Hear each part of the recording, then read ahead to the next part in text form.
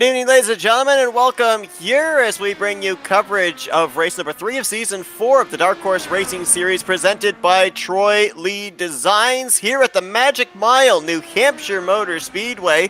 Now, normally when we're in the 4th season of a series, we usually are at a track we've been to previously on the schedule. We have stats, we have a little bit of notes that we're able to glean from previous races. Not the case. First time New Hampshire makes its way onto the schedule. Seth Cole alongside Scott Rankin. Now, Scott, you were able to take to the racetrack for a few laps here. What are some of the things these drivers are going to have to deal with here today in this 150 lapper?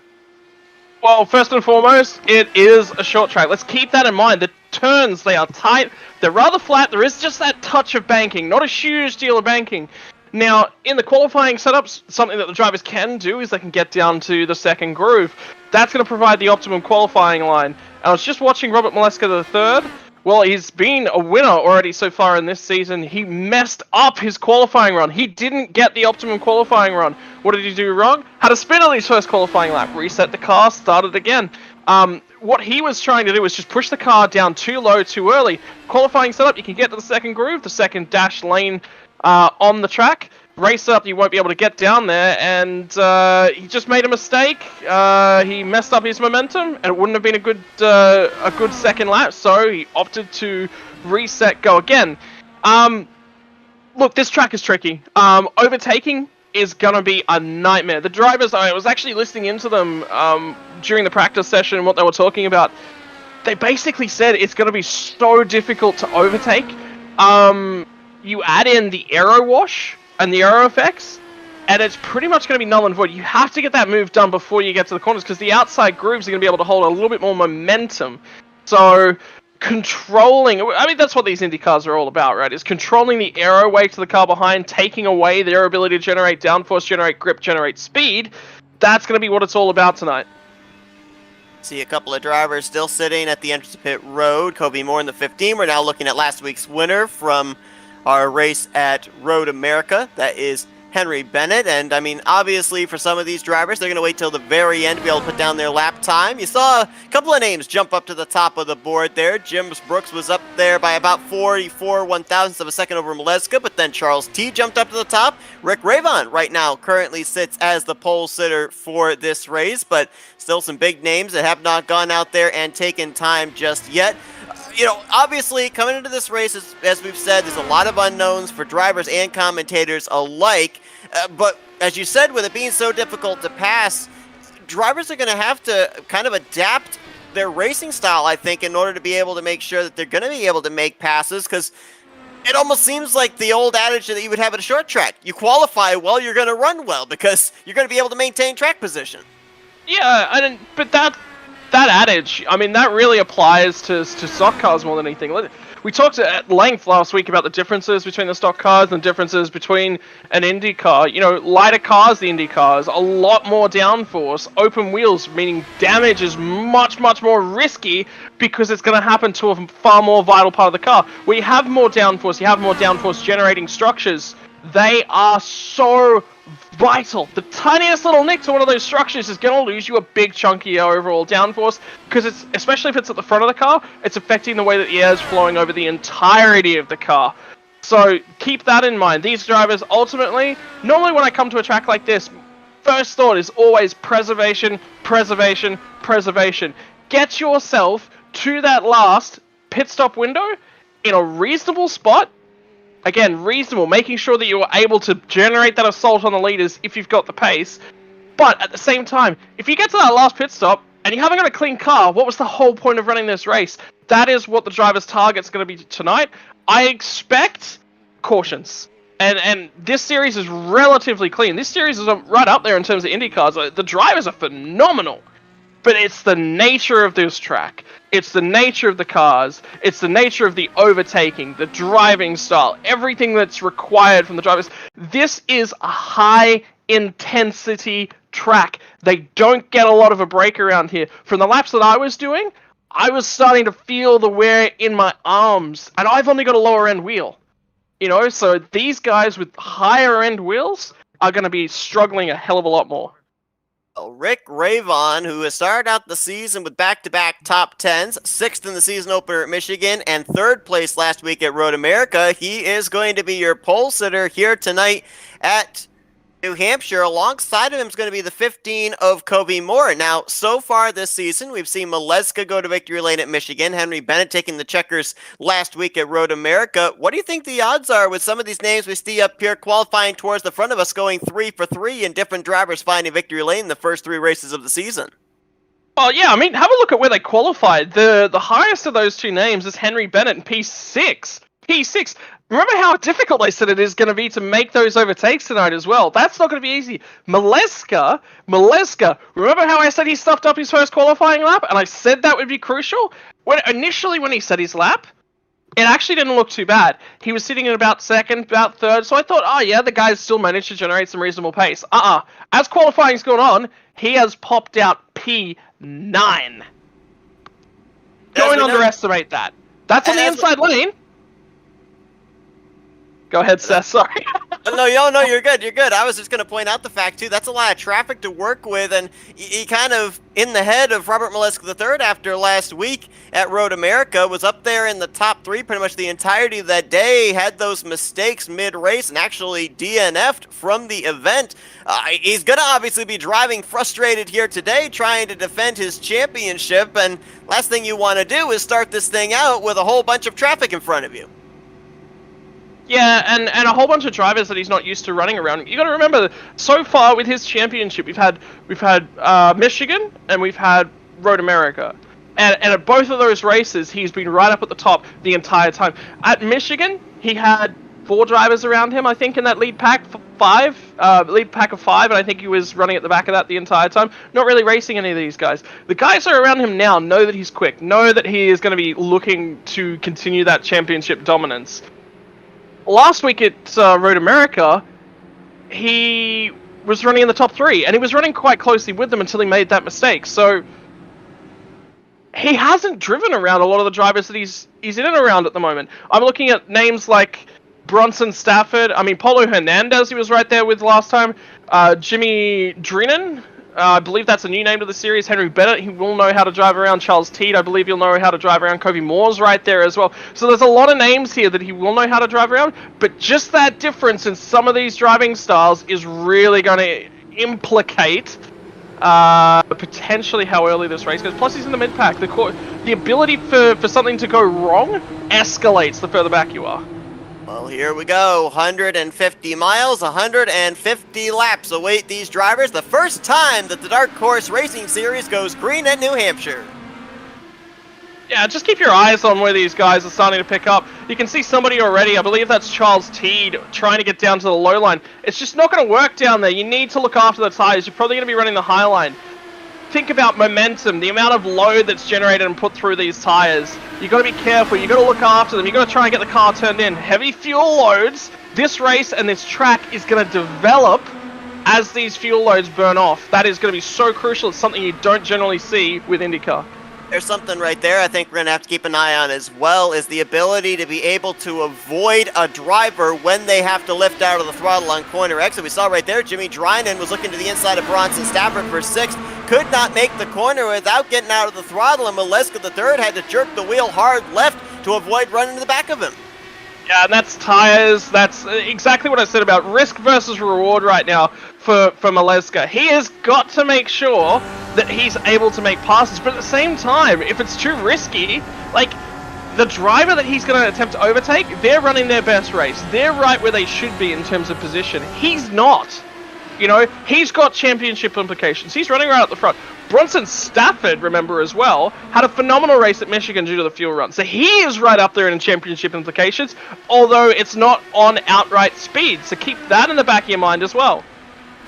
Definitely, you would think that a strategy race would play into his wheelhouse with what we've seen him be able to do in the first 2 races. Only 4 points behind Henry Bennett for the current championship points lead, as some exchanging up here for the 2nd position. Rick Ravon is gone. He's opened up over a 2nd back to Kobe Moore and Matt Wagner, who have exchanged the 2nd position about 2 or 3 times here in the last 2 laps. Yeah, just keep your eyes on things. You know, it's a short track, so pace is going to be, anytime you enter a corner side by side, neither of you are taking the optimal line through the corner. That means you're both giving up momentum. You're both giving up either entry or exit speed to try and get that overtake done. A lot of the time, the reason that you see drivers single file out is because everyone wants to take the optimal line. It's about risk management. The drivers are just sitting there in the head going, if I try and fight for every single position, every single lap of this race, there are going to be positions that all of a sudden get a mile away from me because I'm racing too hard. Sometimes it takes that little bit of use of the head just to see how things are going. I'm keeping my eyes on the front couple, though, because Charles Teed's on the move as well. He is. He's going to get around Kobe Moore for the third position. Now Henry Bennett looks to the inside of the 15, who is way wide there through 3 and 4, and obviously we're talking about tires. Another thing that drivers were kind of wondering about was would they be dealing with the aero push, and you kind of combine those two things together. That's going to, as this run goes on, make it much more difficult for these drivers to turn off the corner. And we know just how sensitive these cars are with the open wheel style. Obviously the suspension's more susceptible. Oh, we got a spinner! Jimmy Drynan there off of turn 4. Caution's going to come out as he nosed it into the inside wall in the front straightaway. Fortunately, nobody else hit him. That's lucky for everybody else. Jimmy Drynan was another name that I was just sort of keeping my my eyes on. He got all the way down there on the low line, tried to flick it back a couple times. So something, remember back, I'm not sure if I mentioned it yet, I mentioned it before we actually went live. If you get down to that first groove, which is exactly where Jimmy Drynan was running there's a little bit of anti-banking, if you will. So it's banking that goes in the opposite direction. So you can't actually run in that first groove. You come down to the second groove, really nice spot to run it around the track. But if you come down to that first groove, it's going to tilt the car in the other direction. The car doesn't want to turn when that sort of happens. It's called off camber in terms of road courses, but ovals, it's a little bit different. So inventing my own terms here. And we saw that there too. I mean, you see right there, he's trying to save the race car, feels it's out of trouble, or feels that it's in trouble rather. And you saw how the car just kind of jerked to the right for a brief moment. I think that's exactly what you were talking about there, him hitting that section of the course, and it turned his car the direction it did not want to go. Again, though, very fortunate that it took place with him down the lower portion of the racetrack. He only was the one that spun down to the inside wall, and fortunately New Hampshire has somewhat spacious straightaways, so as long as that car stays out of harm's way, very unlikely that other drivers are going to get gathered up. So very lucky we got away with a single car incident there. Really interesting decisions. Have a look at what's happened in terms of our pit lane strategy as well. We've got about half the field, more than half the field, I think, coming down pit lane at this point in time. Robert Maleska is one of the takers, actually. So it's pretty much everyone out in front of Maleska. Actually, I'm looking at Stafford. So it's Polo Hernandez up, didn't stop. There's one car just in behind Polo Hernandez, which is Jim Herrick. So Jim Herrick has taken the opportunity to grab a whole bunch of track position. These drivers, remember, short track style strategy. So track position is king. However, someone from Bronson Stafford, they're sacrificing. He says, I'm not going to be able to win this one in terms of outright pace again. But he's aware of that. You don't have to be the fastest driver on track sometimes to win the race. You need to have the fuel strategy. He's got the fuel strategy in mind. He's pit, grabbed fuel, grabbed a little bit of extra tires. He might be in a really good spot when we go green again. They'll be restarting back in the 8th position as 7 drivers did not come to pit lane here under this caution. Some of the other notable names that came to pit lane, Jim Brooks, Nick DeGroot, the Season 2 champion, was on pit road as well.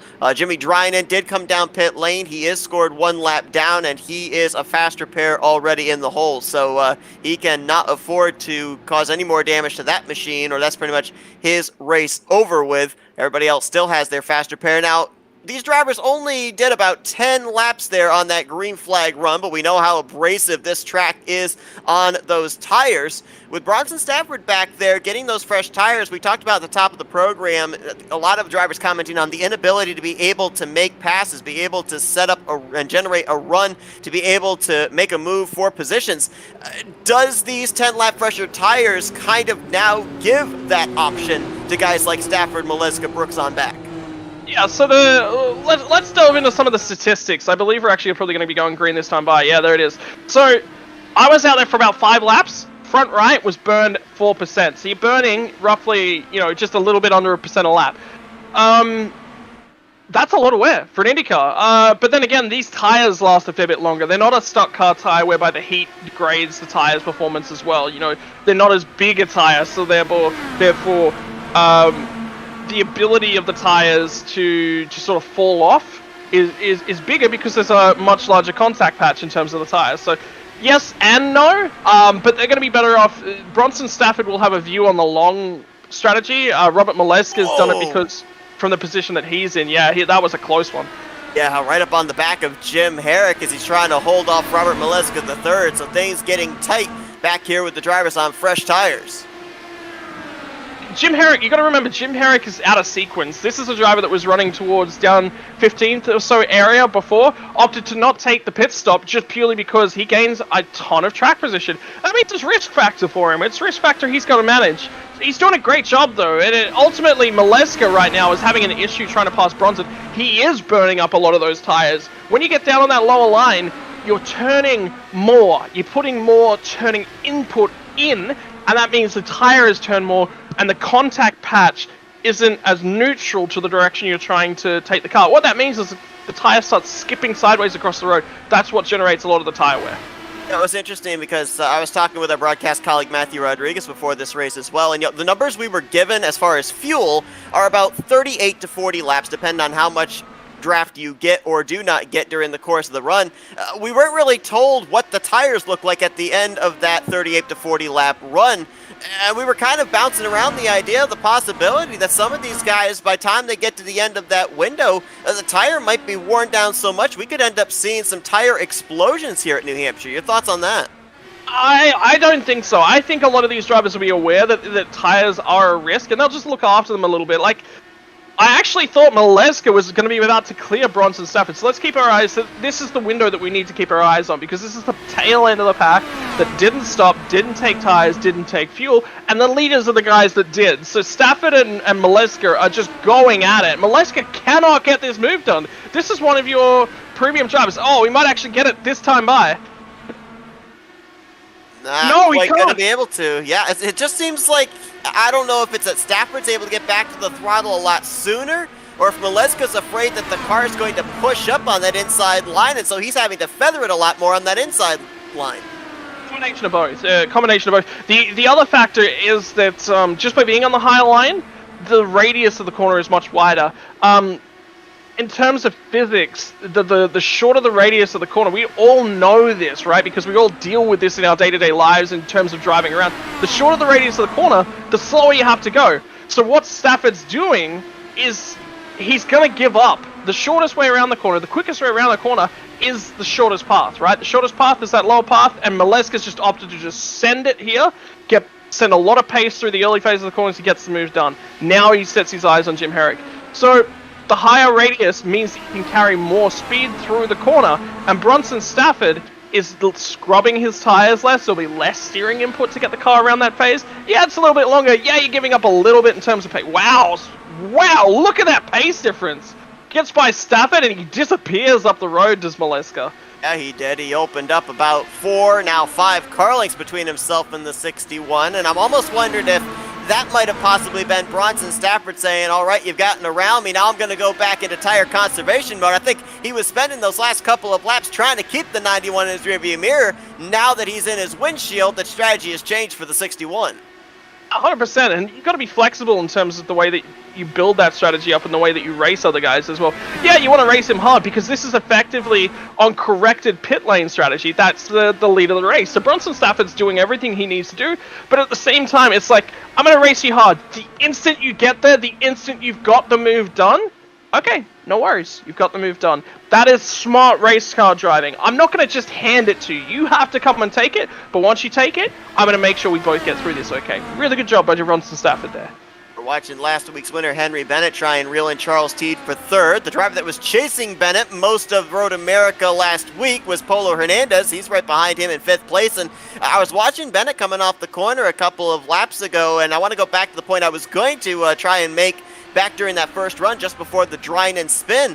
With the combination of the aero push these drivers might be experiencing, as well as the fact that obviously that right front is taking a beating. We've got over 110 degrees track heat out here for these drivers here today. It's going to, the longer the run goes on, be more difficult for these drivers to turn off the corner, especially off of turn 4. And even Henry Bennett was really close there to almost brushing the wall off of 4 a couple of laps ago. with the fact that these open wheel cars have the suspension exposed, just how much would a scrape or a hit into that outside wall affect this car for the remainder of the run? I mean, would it be an immediate have to dive onto pit road? They can, if it's a direct side-to-side contact with the wall. No, not necessarily, but any other style of contact, yes, it is going to have to be. The problem with the suspension exposed, the tires have camber, right? Camber is the tire leaning in towards the center of the car. Then you've got toe, which is longitudinally, so front to back. The tire's either pointed towards the front of the car or pointed towards the rear of the car. Right, the leading or the tailing edge of the tire. So that's toe. And you've got caster. There was a really good description of caster, and I've completely only forgotten it now. Actually, it's the angle of the steering rack towards the. That's basically the suspension settings. Then you have how stiff the suspension is, how much pressure it's forcing the car down into the road with, which generates more contact patch. The stiffer the suspension, the more of that tire is being forced into the road, but the less ability the car has to react to bumps. Softer suspension rides bumps better, but generates less mechanical grip because it's forcing less of the car in. So there's all of those factors going on. Any contact with any pieces of that means that section of the car is not doing its job properly. NASCAR's stock cars, they've got a shell over the outside, a protective shell. They take a scrape towards the wall, that aero pocket sort of gets a little bit of effect, but they're okay. They're generally fine. You can keep driving them away without a big impact, so... All 19 drivers that took the green flag to start this race still running. 18 of them on the lead lap. Jimmy Drynan currently one lap down as Kobe Moore looks to hold off Jim Herrick for the 7th position. We looked just moments ago at your race leader. 1.2 seconds back to Matt Wagner is Rick Ravon. And, last week, Henry Bennett headed into that second race 10th in the point stands. After the win, he jumped up 9 spots in the stands to the points lead. Right now, with Rick Ravon running where he is, he's only 14 points out of the points lead. If he's able to close out the deal, I know there's still a long ways to go, so really can't speculate. But let's say that he does close this out with the win. We could be looking at our 3rd points leader in as many races. Yeah, exciting prospect. I mean, we look back at last season and just the whole sort of deal with Robert Molesky. He basically just ran away with the championship. There was no one really else in the picture for the bulk of it because he just won so many races. Is it the drivers have changed? No, if you actually have a look through the drivers roster, a lot of these drivers were actually there last season. I just think it's the track layout, and a lot of these drivers have gone away during the off-season going, hey, Molesky's won this thing. We are going to put more time, more effort in. We want to take the challenge to him. We want to dethrone him. Because that was embarrassing. We don't want that happening again. And look at this. I mean, this is such a big response from the drivers. This is phenomenal. Yeah, it definitely is. On board here with Matt Wagner, who is now all of a sudden starting to eat into the lead that Rick Ravon had built. What was about 1.3 seconds has been cut down to less than a second between these two. And Matt Wagner was a guy a lot of people were looking at last week at Road Americas because we got into the final 10 laps and he was laying down some of the fastest consistent laps of the race. Wagner so far this season has 2 top 10s in the first 2 races, a top 5 as well. He is in a 3-way tie for 7th place, only 26 points out of the points lead. So keep an eye on him because Matt Wagner is yet to go to victory lane this season, was a 2-time winner last year, winning the season opener and the season finale. Also won the one-off Indy 500, did he not? Yes, he did. Yeah, so, Wagner's got pedigree, he's got prestige there, he's got the ability to win these races. He knows what it takes. Can he take the step up and win the championship? That's the next big question, because winning one race, yeah, he's proved he can do that. Winning multiple races, or when he's not able to win the race, taking a bank of points ahead, that's a big, big factor. You got to remember, sometimes you just cannot win the race. It's just not going to come to you.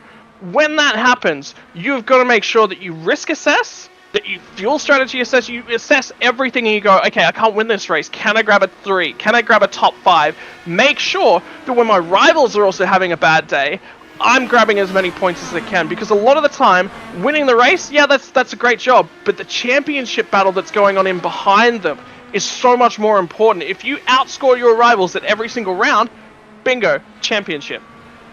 I remember 7 drivers stayed out there under that first and only caution up to this point. If you look at our top 8, all 7 of them are still in the top 8. The only one that's broken in on the fresh tires is Robert Leska III. He's currently up to the 6th position. Everybody else that came to pit road, they're still mired back there, ninth on back to 18th. Is this telling us that the fresh tires don't necessarily give you that advantage to be able to cut your way through the field, or is it the fact that these guys are off sequence? They're basically just kind of running their own race as opposed to those other drivers that decide to stay out. As a matter of fact, Matt Wagner hits pit road now from the 2nd spot. I was about to say, yeah, we're a couple laps away from sort of seeing that, and the benefit of a safety car period is that you can save a boatload of fuel. Look, it's difficult because Jim Herrick is definitely the cork in the bottle. He's definitely holding up, but he's not too far back off of Kobe Moore. But there's a whole bunch of guys up ahead of him that have just gone ahead and bolted. So the guys that are mired back in the pack, they're fighting to get through, but at the same time, they're not really able to make a whole bunch of inroads. Bronson Stafford's lost a whole bunch of... It could be that Stafford was further ahead than he should have been in that sequence as well. Kobe Moore's just come on the radio, said he's coming to pit road as well, so Matt Wagner's going to pop out in the middle of this battle. He actually rejoins... Got a caution. I believe we've had an incident involving the 99 of Jimmy Dryden again. This time it was off of turn 2 and onto the back straightaway. This was just when Charles Teed had hit pit lane. Rick Ravon and Matt Wagner had just completed their pit stops and have fallen a lap down.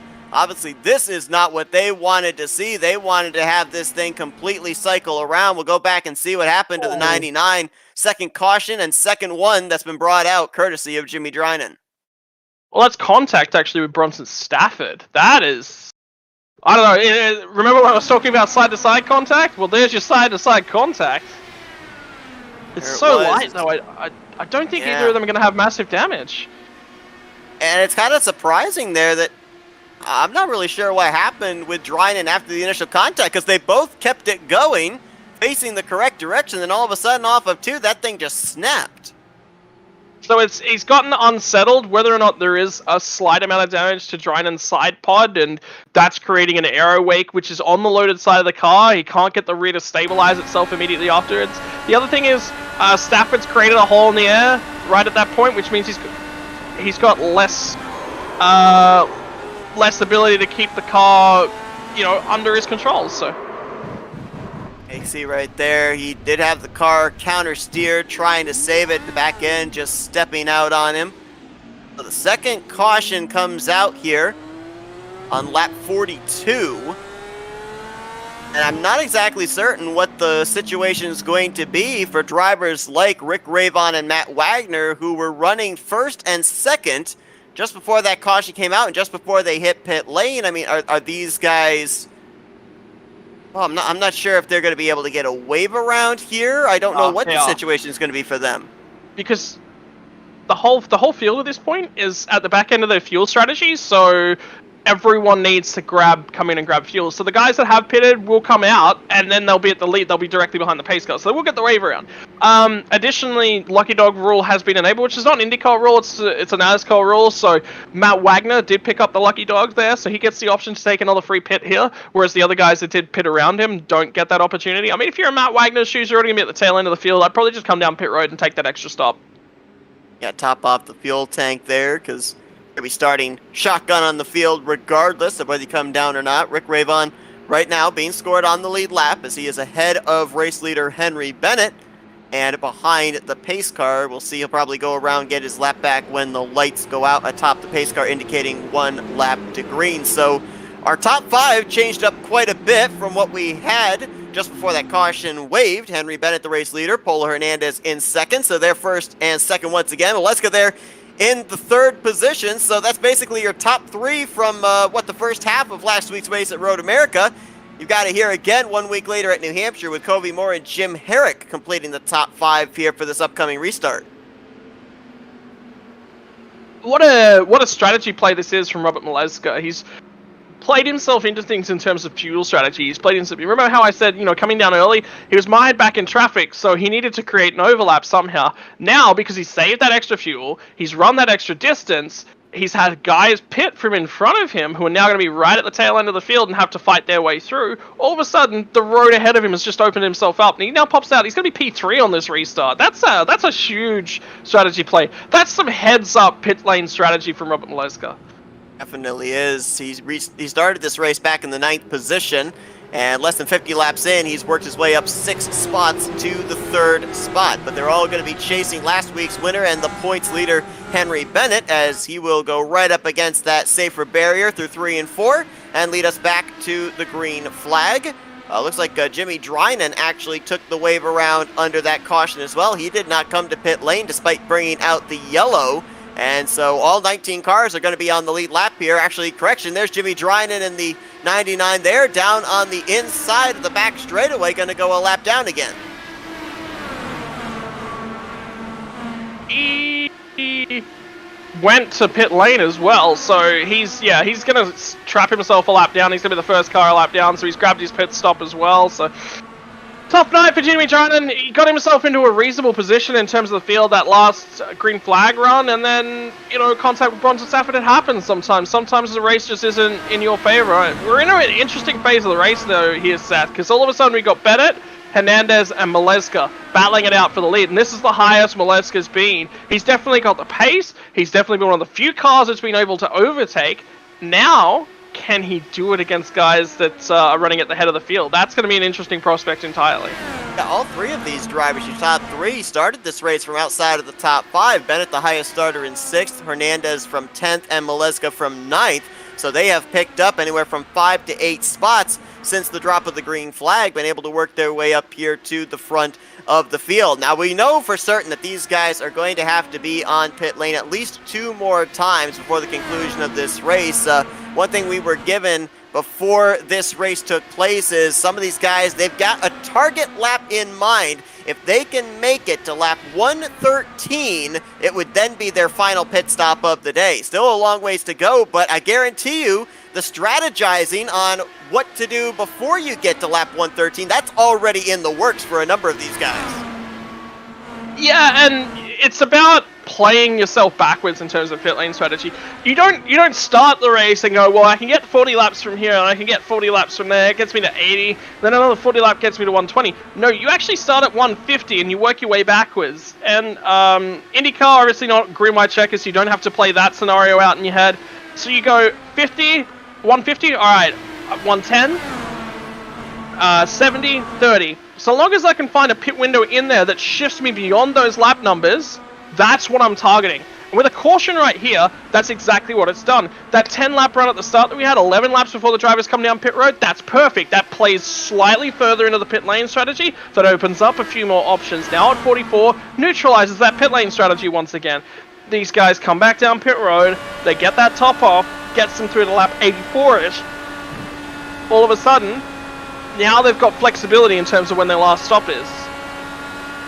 Maleska trying to get the second position here from Polo Hernandez. We saw him kind of doggedly on the inside line trying to pick up a spot from Bronson Stafford earlier on in this race, and again trying to run a groove lower than what looks like the preferred line for these guys into the corner to try and get up to the runner-up position.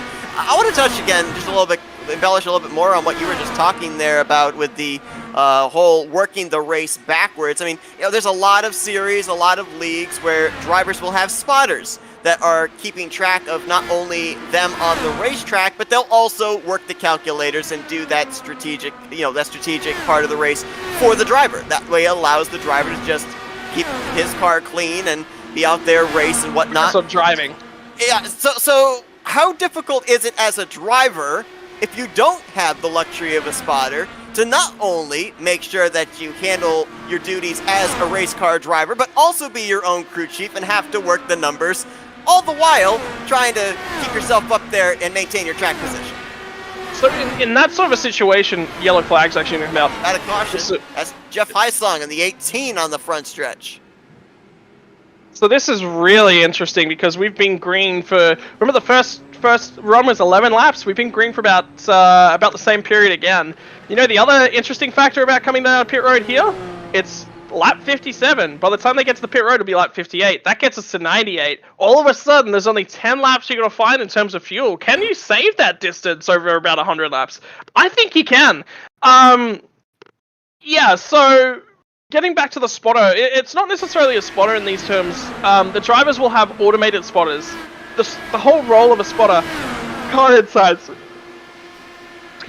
inside, car one back has a huge run on you. So the manual spotters, the teammates of these guys, effectively, their crew, will still be telling guys, hey, the car behind you's got to run, hey, he's probably going to look to the inside here. But the drivers are generally quite efficient at managing that on their own. No way, Bennett doesn't take here? Bennett doesn't take a stop? Everyone else behind him is going to take one? I think Bennett has made a mistake here. A couple of other drivers are going to stay out with him. Nick DeGroot, Mike Telly are amongst those, and as we look there at the onboard, that was with our pole sitter Rick Ravon, who made the contact with Jeff Highsong off of turn 4. Of course, Rick was back in traffic after he had to take the wave around under the last caution, that untimely yellow, trapping him a lap down after he'd made a green flag pit stop. Such as life. Anyway, back to the conversation about pit strategy and spotters. So yeah, look, a lot of that still is going to be automated. The benefit of having guys running the numbers alongside of you means that A, you can just focus on exactly what you're doing. B, you can have somebody that says, hey, I need you to burn this much fuel for this long, and then you're going to pit on this exact lap.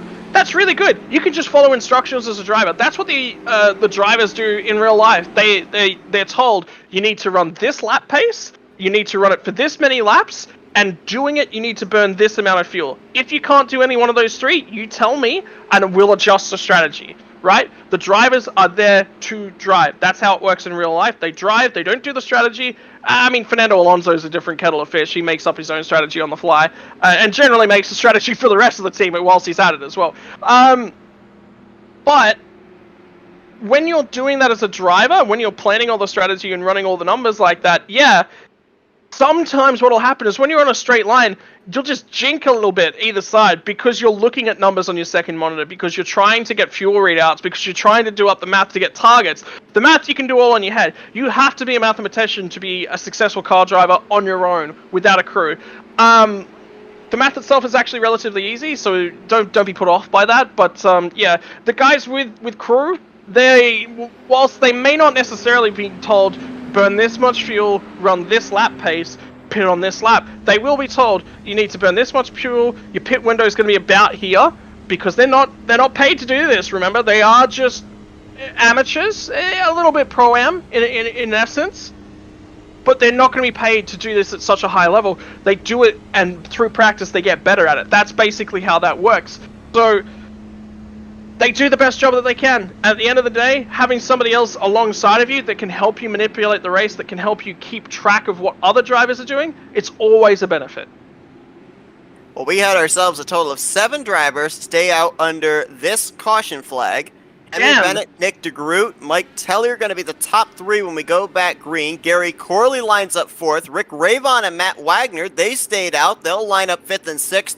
And Charles Teed will line up in the 7th position. The first car off pit road that came to pit lane under this yellow, Polo Hernandez, will restart back in 8th, followed by Robert Molesky III and Jim Herrick.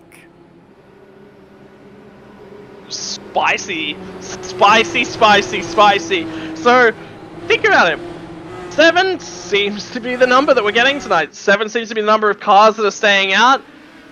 Matt Wagner was looking for a big launch on that race. That's why he was down low. He was trying to be able to spot the leaders to make sure that he could time the jump. He's done a really good job actually on that. Battle for the lead maybe here through 1 and 2. DeGroot trying to close up.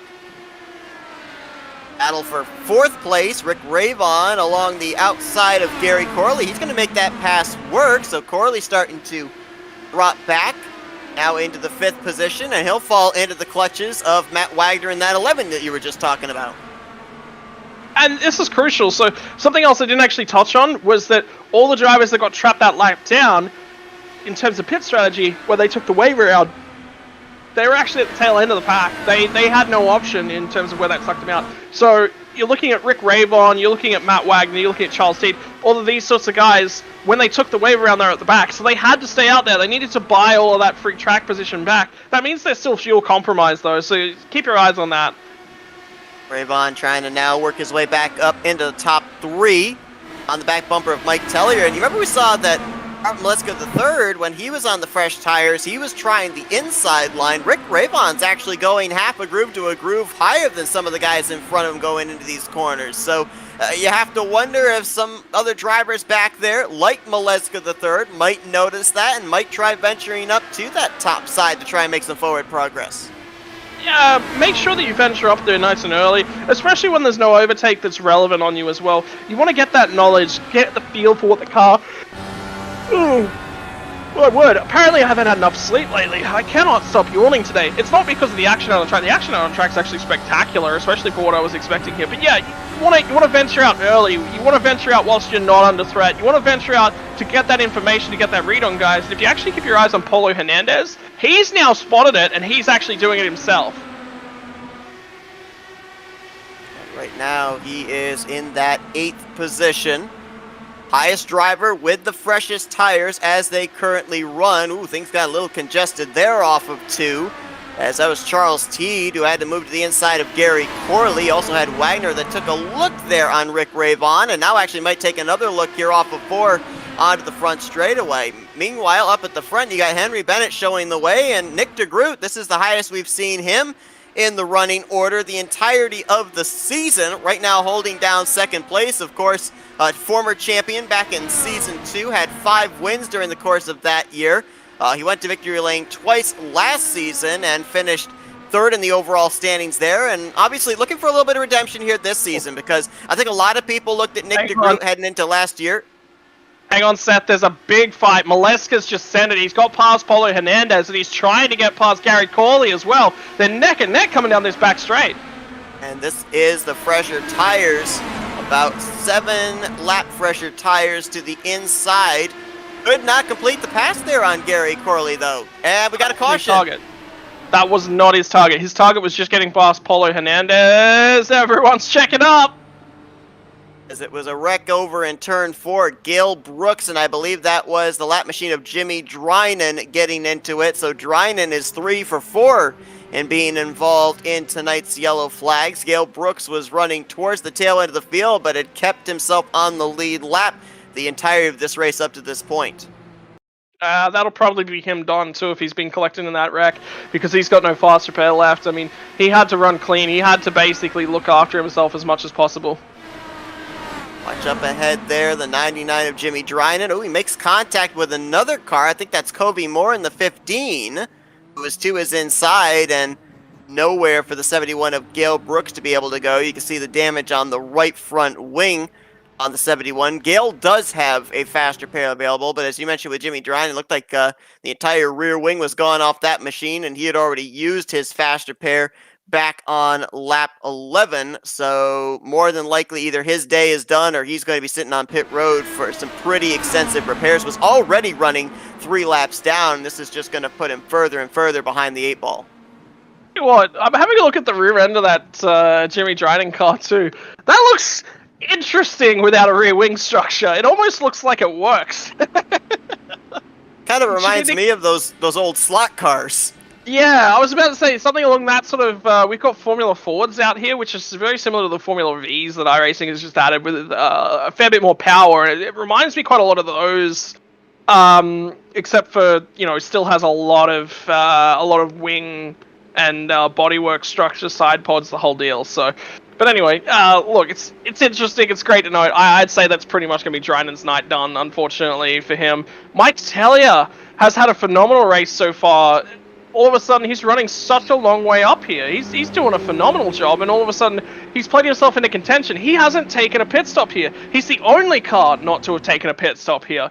And when you look at where everyone else is, actually, no, there's a fair few cars actually just in behind him. In fact, most of the field that didn't take stops that last bar have come in, and a lot of the cars that did take stops have not come down once again. Maleska's looking for track position. He doesn't want to get mired in traffic. He wants to see if he can get past Mike Tellier on the restart and then disappear up the road. That's his goal. So, Yeah, for Mike Tellier, he has not been to pit road in the last 2 cautions. Drivers Maleska back to Jeff Highsong, second back to 7th. Those guys were last on pit road back on lap 49. So they've already got slightly fresher tires than the 97.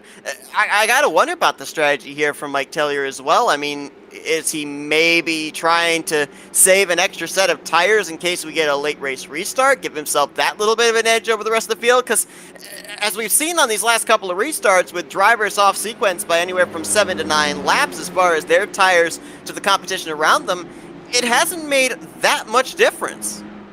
No, and I mean, the biggest issue is being fuel mileage, and the way that these cars work as well with their pit stops, you take tires whenever you come down for a fuel stop, because the fuel stops are, in essence, very similar to the length of the tire stop, and you do both at the same time, whereas a lot of the GT-style cars, you know, they separate their styles of pit stops. That's a safety thing, obviously not an issue. And American-style racing, safety in the pit lane's not a major issue, if we're going to be perfectly honest. It's just something that you deal with in America in oval-style racing. So, look, there's an interesting opportunity here for Mike Tellier.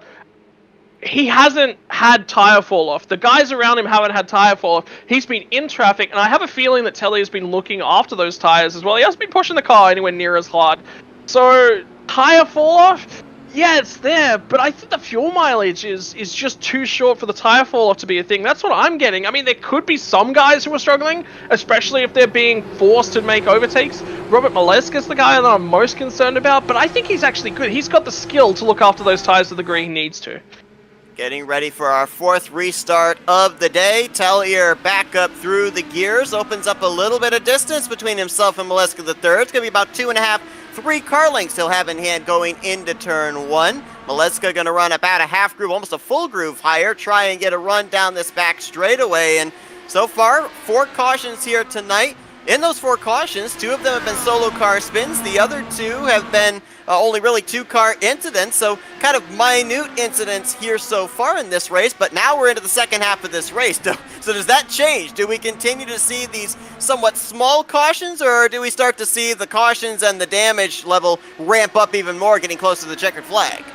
Well, you got to remember that most of the cautions have been with Drynan as well, so he's now effectively been null and voided from the race, so it's been relatively clean. The drivers are creating about as much space for each other as they possibly can. Everyone's sort of cognizant that it's difficult. You know, everyone's struggling. Nobody's forcing the issue. And the standard and the respect that's being shown is extremely high levels. So, you know, I'm not too... Oh, we got a spinner! Oh. That's Bronson Stafford, who was in the middle of an almost 3-wide situation there in 3 and 4.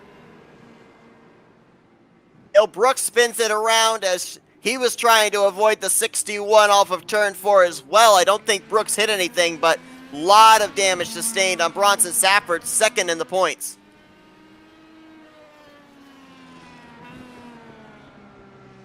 And we'll go back and look at this, but Bronson Stafford was back in a very difficult situation because there were a lot of drivers around him that had just been to pit lane and had those fresher tires. Nick DeGroot, Rick Ravon, Henry Bennett, they were all back in that situation.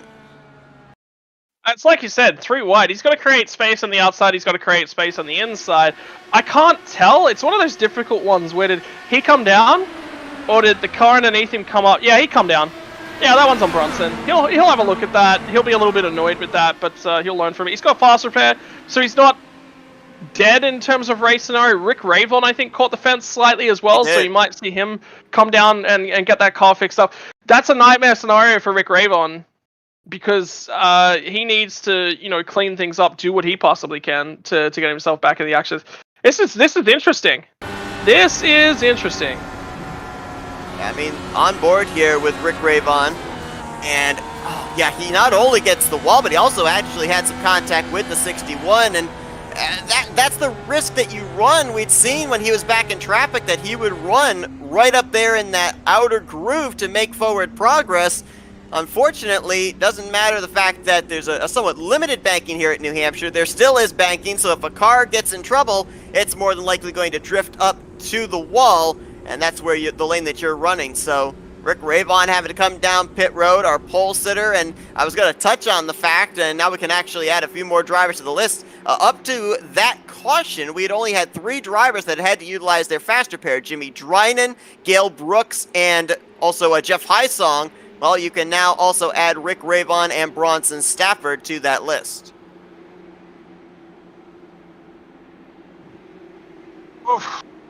Yeah, look, I mean, Bronson Stafford's now playing himself into contention potentially as well. There's a few things that are playing themselves out for. I'm just going to point out that I'm currently getting a little bit of flack for my call on that.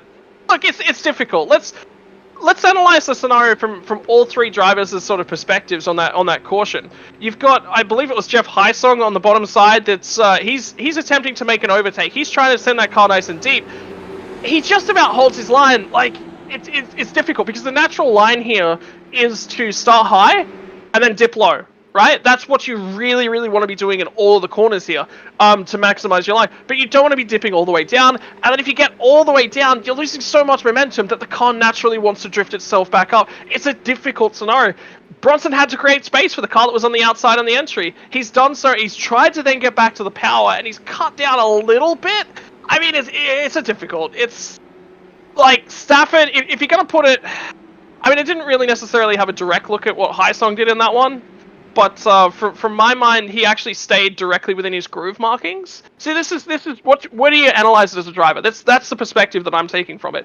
As a driver, if I was in Bronson Stafford's shoes, I'd have a look at that and go, look, I mean, it's difficult. He's held his groove markings, so therefore I kind of can't blame him for that one. That one's more on me. But then again, you put it on the car. It's just a 3-wide situation. It's tough. Management of it is incredibly tough as well. Well, very few drivers came down pit road under this caution. Polo Hernandez, Jim Brooks, of course, Rick Raybon, Bronson Stafford to get some damage repair done to their machines. Gail Brooks as well down pit lane. So only 6 drivers in total elected to come down pit road under this caution period, which is now over. Took about 80 laps, but Robert Maleska III is going to lead us back to green. First time that he enjoys the clean air out front here at New Hampshire. Yeah, really good opportunity for him here as well. We've seen that he's had the pace, the ability to overtake within traffic, but like whether or not he can show that now that he's got a fresh air in front of him, fresh air is definitely where you want him to be all night long. And here's a guy I would keep an eye on, Nick DeGroot, because back during that rather short run, he was actually making a lot of forward progress with his fresher tires on the outside line. And he's now up in the 3rd position. He has a 13-lap advantage on the top 2 ahead of him. Jim Herrick first on his hit list, and then the race leader, Robert Maleska III. So Nick DeGroot, the former champion, looking like he might be having some plans to march his way back up to the front. Makes the move to the inside in 1 and 2 on Herrick. Doesn't clear him off of 2, however. And then you had Henry Bennett back there out of shape as he's trying to take 4th from Jeff Highsong. And that's it. You know, there's racing right up and down the field now. We're starting to get closer and closer to the race actually resolving itself. DeGroot's gotten up to the high line. He's managed to get clear of Herrick, and Herrick's going to have to make the overtake on the underside if he wants to get by him, and he doesn't. So that means Nick DeGroot gets his place, and now by running that lower line, Herrick has made himself extremely weak in terms of momentum, and Bennett shows the nose. Yeah, I'm going to be honest with you. I mean, a couple of the incidents we've had, the last couple of cautions, have been a driver on the inside line trying to make a pass, and then the contact initiated between both cars in said battle. We've really seen a lot of the forward progress with guys like Rick Raybon, Nick DeGroot just there, Maleska III. It's actually been on the outer portion of the racetrack. So it kind of seems to me if it comes down between 2, 3, 4 drivers at the end of this race to win, it's going to be whoever's able to get themselves up to that high line and whoever's able to get that good momentum off the corner, because I'm getting the feeling that inside line's just not going to work if you're going to try and make a pass for the win. Yeah, if it's last lap and you're trying to make that dive for the win and you need to go somewhere, I'd be banking on that high line. And I'm pretty sure that most of these guys would be aware of that now. They need to make the pass on the high side. So the low line works, but the low line only works when you haven't got somebody on the outside of you. The reason for that is as you get back on the gas, you can run the car all the way back up to the wall. If you've got somebody on the outside, you can't get back to the throttle as quickly and as aggressively because you don't have the ability to run the car as high. There's another car there. You can't just drive through that guy. That's just never going to work. You can Back here around the 7th position, that's where Gary Corley actually is going to get the wall there off of 4. And beyond caution, it's Polo Hernandez. Last week's runner-up, he was flipping on the front straightaway there. He's towed. He's immediately back in the pits. I wonder if he hasn't gone over the barriers. That is brutal. Absolutely brutal. After his 2nd place finish last week at Road America, came into this race 22 points out of the points lead, 5th in the overall standings. And remember, he was one of the few drivers that elected to come to pit road under this last caution, so he was way back in traffic. We'll go back and see what happened. That's Jim Brooks in the 51 behind him. Just ahead is the Kobe Moore number 15. And it looks like it's going to be Brooks that gets him right there. And wow, as soon as that front wing, the front nose hit the inside wall, it's almost like it grabbed it and wouldn't let it go. Yeah, it's unfortunate for him. That's made heavy contact with the inside barrier. It's kind of impaled itself on, melded itself with the wall a little bit. It's disappointing. That's really, really disappointing because Polo Hernandez has a strong race going. Yeah, it was a little bit out of sequence in terms of pit stops, but that's also what happens. You know, when you're pushing that hard, when you're trying to make the overtakes, eventually something's going to give like that. It was the car in front of him. I believe it was the 51. I think he called it correctly. No, it wasn't Jim Brooks. It was Kobe Moore. Moore tries to get on the power. His car just slightly steps out. He's done a great job of not losing a lot of momentum and gathering the car back up and getting it back in line. He's lost enough momentum that Polo Hernandez has to get out of the throttle, and the car that's underneath Hernandez, which I believe he called correctly was Brooks, didn't have a choice. He was already there. He wasn't cognizant of what was happening on the outside line. And it's very tough to be from the position that he was in as well. And he just can't get the car back under control. That's disappointing for both drivers. Well, back-to-back cautions here. We're only a few drivers towards the tail end of the field that like to come down pit road. So this says to me that if you're Maleska III, DeGroot, Jim Herrick, Henry Bennett, Matt Wagner, you're not giving up that track position until you get around that target lap where you can make your final pit stop of the day.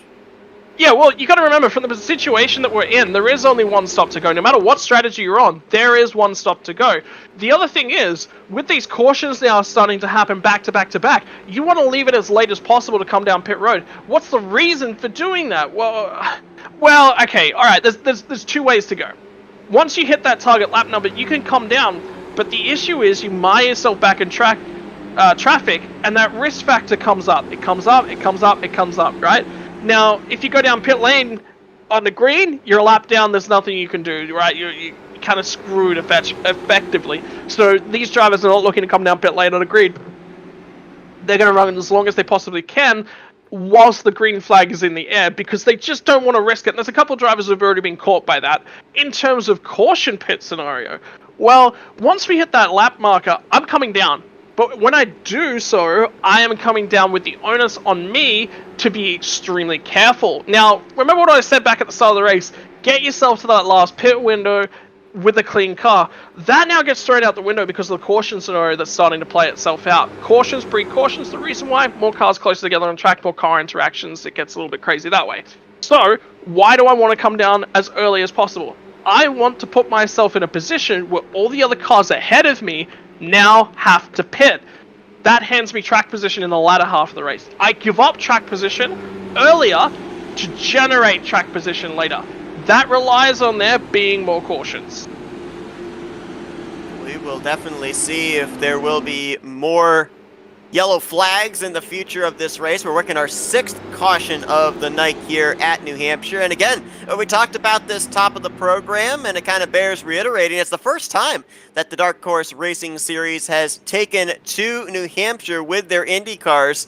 And so obviously a lot of unknowns for these guys coming into this race. Not a whole lot of track time in the past for these guys in this series, since these are the first laps they've actually turned at the Magic Mile under the Dark Horse banner. So up to this point, still only 6 cautions with a track with a whole bunch of unknowns. These guys have done a pretty good job of keeping it, for the most part, under the green flag with some good long green flag runs, and certainly looking like, as you just alluded to there, that we are in for a race that might end with some pretty interesting pit strategy.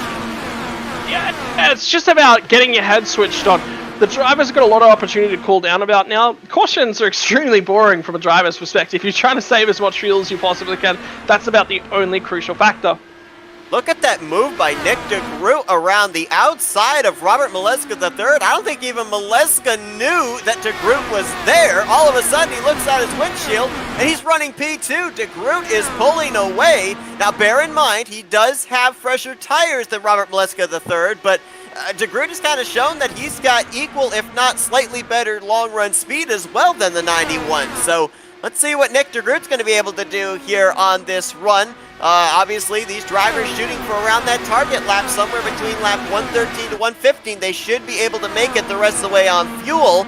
And based off the numbers we were given, obviously we had some pace laps here, but we're only maybe 10 laps out from guys like Maleska, Jim Herrick, Jeff Heisong actually having to hit pit road.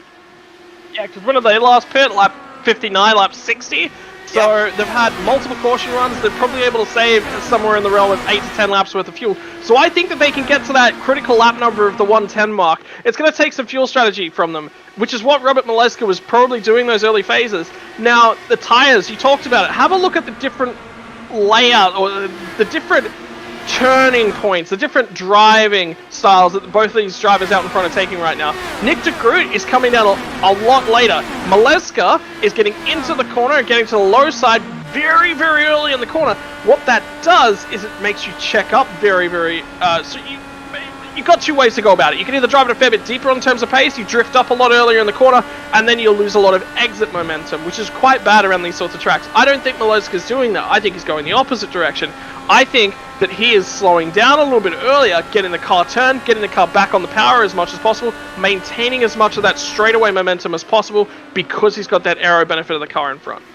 101 degrees out here now. Track's cooled off a little bit since the start of this race. We were looking around 112 degrees for track temp when the green flag dropped to initially start this race, but still we're up in the triple digits. And as we saw what you were describing there with the two drivers running two different lines, does one line in particular wear tires more than the other, or just based on the fact that the track conditions we're dealing with, it's a kind of 50-50?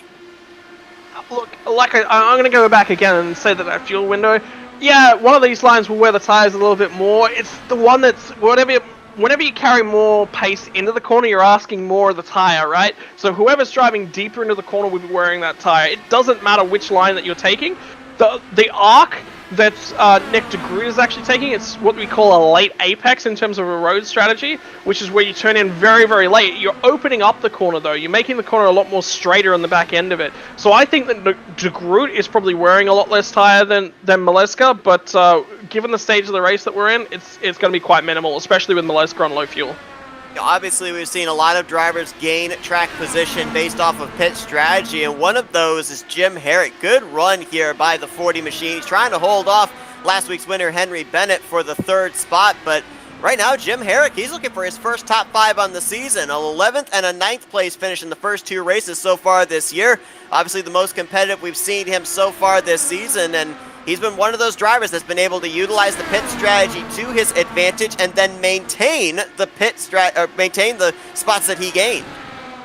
Yeah, he's been not necessarily. You can't really block in these cars. It's not about blocking. It's just about running the lines that make it very difficult for the cars around you to pass. And have a look at Matt Wagner, who just sent it a long way down in there onto the corner to try and get clear of Jim Herrick, slide up the track, get back into the power.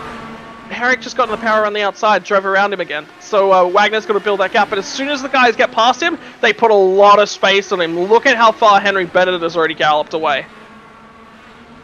Right now, about roughly 4 car lengths, maybe 5 car lengths here down the back straightaway as he runs 1.2 seconds behind the second place Robert Maleska III, who in turn is now 0.7 of a second behind Nick DeGroot. Another driver that is really moving to the front is our pole sitter, Rick Ravon. He's worked his way now up to the 8th position. He's got about a second before he gets up to his next competitor, which would be Dylan Moskowitz for 7th place. But Rick Ravon, let's bear in mind, he is a faster pair in the hole. So now, do you change the mentality of trying to charge to the front, or do you play it a little bit more conservative? Because we've still got 45 laps to go. you got to remember that Robert Mileska himself is actually incredibly fuel compromised. There's a chance that he gets to the lap 110 number at the moment. He is one of these drivers that is able to make the fuel mileage do exactly what he needs it to. So if anyone on the track is going to be good, it's going to potentially be Robert Mileska. But he is the last, he's on the longest out there, right? He's pitted the most laps ago, which means he is at the really tail end of the tank. So the benefit is, he'll have a lot of pace. There's not as much fuel sloshing around that car. That means there's less weight. That means the turning ability of the car gets improved because you're not trying to force the weight to go around. You know, it's automatically going to do that. So he's got options here. Does he push once he hits his fuel window? Make sure that he's got enough fuel in the tank? Yeah. You want to step the pace up. You want to go down and try and chase down Nick de Groot. But remember, we said that it's incredibly difficult to make those overtakes. So right now, I actually think he's going in the opposite direction. I think he's saving as much fuel as he possibly can. Get to the latest lap number he possibly can, just in case a caution flies, in which case he gets off the hook. Lap 110 on the board, and Jim Herrick will dive onto pit lane for potentially his final pit stop of the day, which means we could expect to see Jeff Hysong and Robert Mileska III on pit lane in the next couple of laps. One thing that I've been noticing here is the telemetry of the laps that these drivers are running. I've wondered about the possibility of drivers maybe trying to use the undercut here on their final pit stop, and all the way through the field, these guys are only running 2 to 3 tenths slower than the fastest laps they've put down here today. That's not a whole lot. So I'm not really certain if anybody trying the undercut strategy, if it's really going to gain them that much in terms of track position if we complete this green flag pit stop cycle under the green flag. So this is going to play Robert Mileska. He's got a lot to do, but I don't think he has much of an opportunity, to really play himself in. This has to go perfectly. If there is a caution right now, Mileska's race is done. Put an X through it. He's going to be at the tail end of the field. He may get a wave around, but he'll be right at the back of the pack. That's a lot of overtakes that he'll need to make. He has no option. This is the way his strategy's played out, so he has run it as perfectly as he possibly can. Now it's up to everybody else. When do they start to come down pit lane? Like I said, I think these guys are going to wait for the very last possible moment before they pit. Yeah, let's not forget that back in the early portions of this race, we saw Rick Ravon and Henry Bennett. Actually, that was Matt Wagner. They dove onto pit road, lost a lap, and then the caution came out. Now, Wagner was able to take the wave around. Rick Ravon was the lucky dog driver, so they were able to get back in the lead lap. But, Wagner's been able to keep his nose clean, but we saw Rick Ravon pretty much get himself mired back in traffic for a majority of the runs after that, just because of that untimely caution, putting him way off pit sequence and putting him towards the rear of the field, even caught him up in one of our cautions. So that's something that guys like Mileska III and Jim Herrick do not want to have happen as well if an untimely yellow comes out here in the next few laps. Yeah, and something else that I've immediately noticed about Robert Mileska is now that he's out of that fuel window, now that he doesn't have to save, he's pushing. He's overtaking a lot of cars. He's come out right in the middle of the pack, about that 10th spot on track margin. So there's right now a fair few drivers out there that are saving fuel, trying to go as long as they possibly can and then get that overcut. What they'll do is once the cars around them start to come down to pit road, they'll push as hard as they possibly can for as long as they possibly can. Why? Track space has just opened up. Instead of having to make those overtakes, which we said are incredibly difficult, now they no longer have to make the overtakes. They can just push. The overtakes will happen because they run faster than their opponents, whilst their opponents aren't in the way to force them to make that overtake. So right now, I think there's probably 3 or 4 cars that are doing that within the mid pack. Bronson Stafford's one of the ones I'm looking at. Mike Telly is an option for it as well. Telly is actually, I think, just on pit road. And so too is Matt Wagner in the 11. Oh, sorry. It was Jim Herrick, no? Yes, the 11 car, Matt Wagner, who comes down from outside of the top 5. And here comes de Groot actually onto pit lane as well. Expect to see him, as well as Henry Bennett, Charles T. These are going to be drivers we'll see on pit lane in the next 2 or 3 laps. The guy right now that should he choose to go as far as possible on what he's got in the tank, that'd be the 2 car, Rick Ravon. He was last on pit road back on lap 91, so he could be able to go roughly about another 20, maybe 22 laps max on what he's got. He can't obviously make it to the end of this race, but if there's somebody that wants to trap a bunch of the field a lap down, look at that 2 car to maybe be the one to play that strategy. Yeah, I definitely feel like Rick Ravon is going to go as long as he possibly can. The other benefit is he only needs to take a splash. He may not even necessarily take tires at this next stop. That's the benefit. And here comes Henry Bennett now, so obviously he can only run a couple extra laps longer. I was expecting him to push as hard as he possibly can the instant the guys around him came to pit load. That's exactly what happens, and now it's all in Rick Ravon's hands. How long can he go? The next driver to have pitted late is Gail Brooks, and then we've got Corley, Tellier, and Peterson. Gail Brooks, according to what I've got here, would have been the last driver on pit lane since we ended up going back green. Currently only 28 laps into his stint. We saw Bennett on pit road with Charles T. Dylan Moskowitz also ducked onto pit road. And if we're looking potentially, Scott, at the battle for the win when all this cycles around, Maleska III has bypassed Nick DeGroot. He's only a little less than 0.3 of a second ahead of him, though. Yeah, this is going to be an on-track fight for the win. I think we're actually in a window right now where there's potential for everything to sort of just play itself out on track. The driver, like I said, everything's cleaned up. All of a sudden, Maleska's under threat, though. Here it comes. And it's going to be DeGroot trying to pin Maleska behind the 51 of Jim Brooks. Not quite able to get the power down there out of turn 4. Has to tuck back in line. Brooks right now is the race leader ahead of these two, so if they're able to get around the 51, they have raced their way back onto the lead lap without having to have the 51 come to pit road and get their lap back that way. Yeah, there's an interesting option here as well.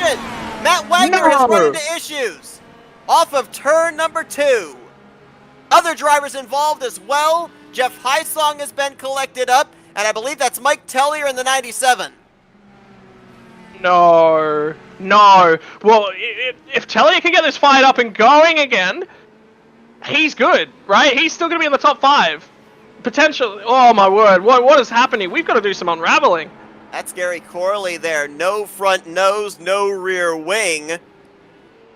What in the world happened here off of turn number 2 and onto the back straightaway? 3-4 drivers collected up in this one.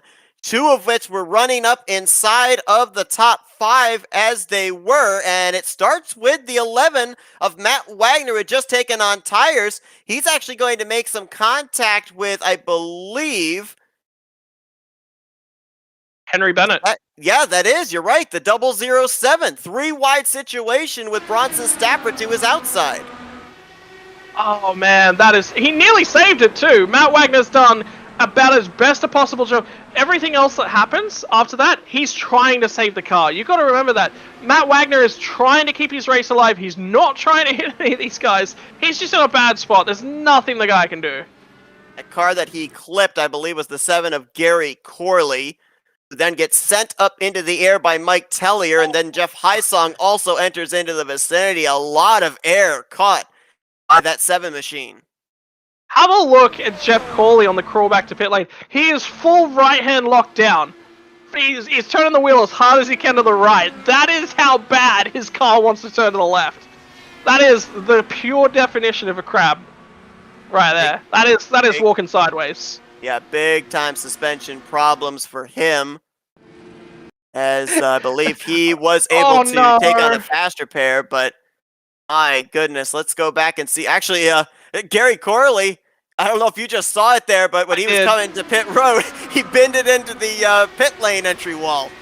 So the reason that happens to the guys at home, with the full lock-in, if you actually go into the cockpit cam, he can't see anything. He's looking at his steering wheel right now. That's what he's seeing. So he can't, he's trying to look for everything that he possibly can around him. He's got little to no visibility. So there's not a huge deal that guy can do. He's doing already everything that he possibly can to get that car back to pit lane. That is just what happens, you know, when you can't see anything out of the car. And the reason why drivers in real life park these things when they're that damaged, they don't have the option of a fast repair, and it is dangerous to drive them back to pit lane in that sort of condition. Gary Corley's position, he wants to get the car back to pit lane so he can grab that fast repair, come back out. If he tows, he loses a lot of time sitting still, and he doesn't get that option. It is shorter time period to drive that car back to pit lane. You know, you talked about Mike Tellier and the need for him to get back to pit road because it would keep him on the lead lap. Well, that actually was the case. He's maintained his track position. Yes, he did take on a faster pair, but he's going to be restarting up there in the 4th position behind race leader now Jim Brooks. Bronson Stafford lines up in 2nd, Gale Brooks in 3rd, Teller, who we just mentioned, in 4th, and Robert Maleska III is now up in the 5th position. A number of drivers from 6th place on back had to take the wave around since Maleska got the lucky dog. So DeGroot, Henry Bennett, Rick Ravon, Jim Herrick, Charles Teed, all of these drivers are back on the lead lap, but they were not allowed to pit under this caution period. Maleska, that is exactly where I was about to go as well. Robert Maleska gets the lucky dog because he was in front of Nick DeGroot at that time, can pit, so he's got fresh tires on. Here we go. This restart is going to be big. You've got a group of cars. They're going to be behind Robert Maleska III. They're going to be trying to get themselves back up there in contention. Jim Brooks leads this race. Bronson Stafford is 2nd. Gale Brooks and Mike Teller are your top 4. And these are the guys that are ahead of the lap traffic. Jim Brooks has had a good start to his season. He had that top 3 finish back in the season opener at Michigan, and then followed up with a top 10 run last week at Road America, looking for his first win on the season. I believe first win of his Dark Horse Racing Series career as well. Bronson Stafford, who has finished 2nd place, and I believe it was 3rd last week at Road America, if I remember correctly. He's trying to finish up there in the final spot in the podium that he hasn't finished all season long, and he looks back to Gale Brooks. Good run for the Brooks right now. Yeah, really good job for those guys. I mean, remember, like I said, you have to run long on that final stop because the caution just plays you completely and only out of contention. Have a look at where Robert Maleska is, though. He's having trouble in traffic. Get the lucky dog. What's the rules when you get the lucky dog? You have to go to the rear end of the pack. So he is by far and away probably one of the fastest cars on track right now. He has to fight his way through lap traffic because the lap traffic is competing with each other for positioning. And there are a lot of battles going on back there. Rick Ravon trying to pick up a spot on Henry Bennett. That is for the 7th spot. Just ahead, there's Nick DeGroot in the 89, who is up at the front not too long ago. And there is the 91 of Robert Maleska III just up ahead of these guys. He's going to have to deal with Polo Hernandez, who's right now 2 laps down. He's not too far away from the 97 of Mike Tellier. About 2 cars ahead is where Tellier is in that 4th position. But while he's only 0.6 of a second behind 4th place, he's about 2.5 seconds behind the race leader, and we're at less than 20 to go. Look at the battle that's forming in behind Bronson Stafford as well. You got Jimmy Dryden. Jimmy Dryden on that restart just put the boot into it and completely and utterly blew past Mike Tellier. So Tellier's struggling.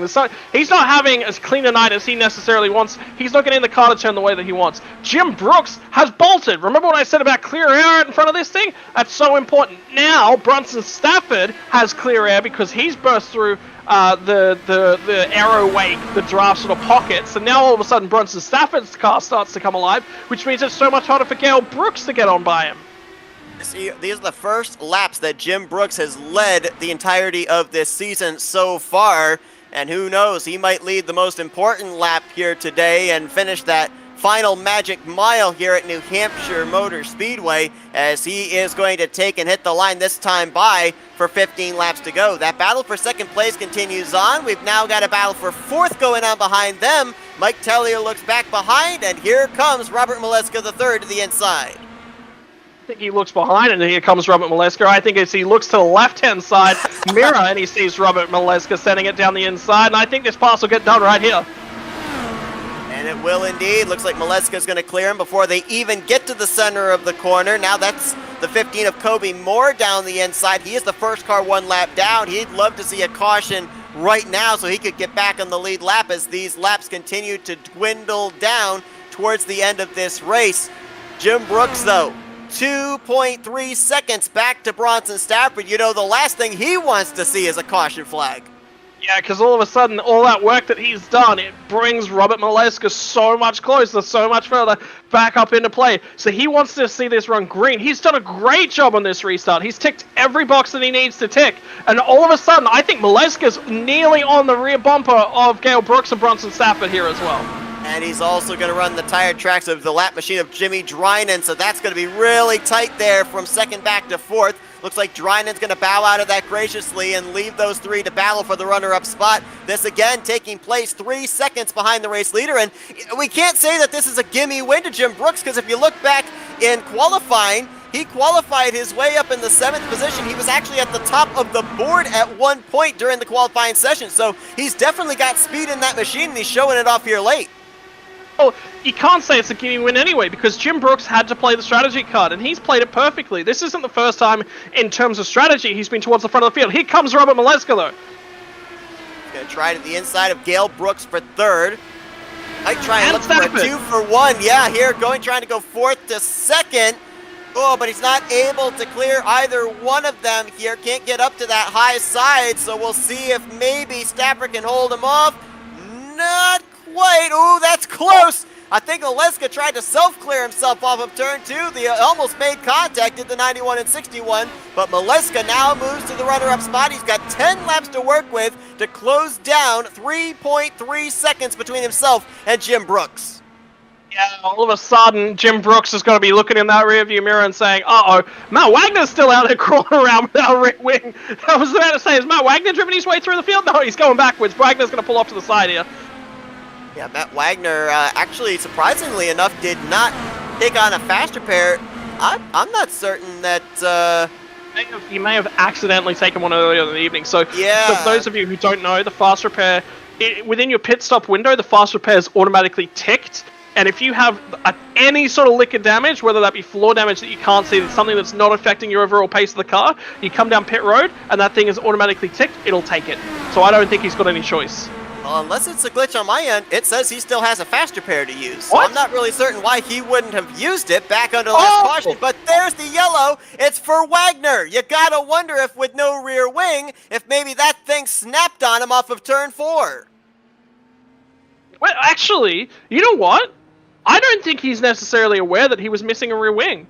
Because when I was actually, it just reminded me that looking back at that last caution, somebody just barely tagged him, and it actually didn't look like there was any issue with his car. Like his car had made the tiniest little bit of contact. It took the rear wing off. Oh, wow. So I actually, you know what? Wagner wasn't aware at all that he was missing a rear wing until he tried to get back up to pace. Well, let's go back. That was the only contact that happened.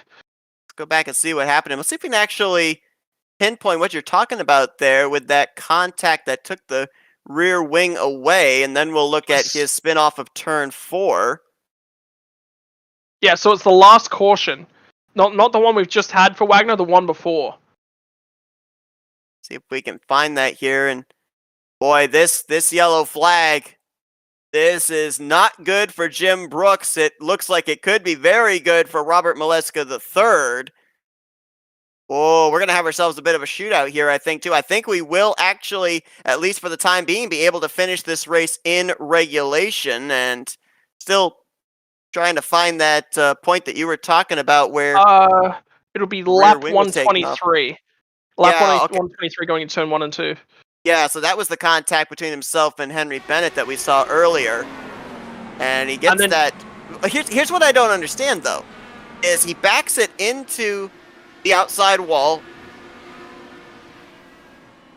Oh, yeah, you're right. He actually doesn't back into the outside wall. I think that might have been Covey Moore that came on by, made that slight bit of contact, and took the rear wing off, because you're right, it was there when he came to a stop, so... There's no way that he... And you have a look at the contact that was made between him and Covey Moore as well. The car just jumped a little bit. You would not expect the rear wing to be missing at that stage. So he's just got... Matt Wagner's just got no clue that the rear wing was missing. And then it goes back green. And then when it goes back green, the penalty for coming back down pit lane is at least a lap. It's a lap and a half, basically, potentially, to come down pit lane, just grab that fast repair, get the car fueled up again, etc. So he was hoping that there would be another caution. It didn't happen.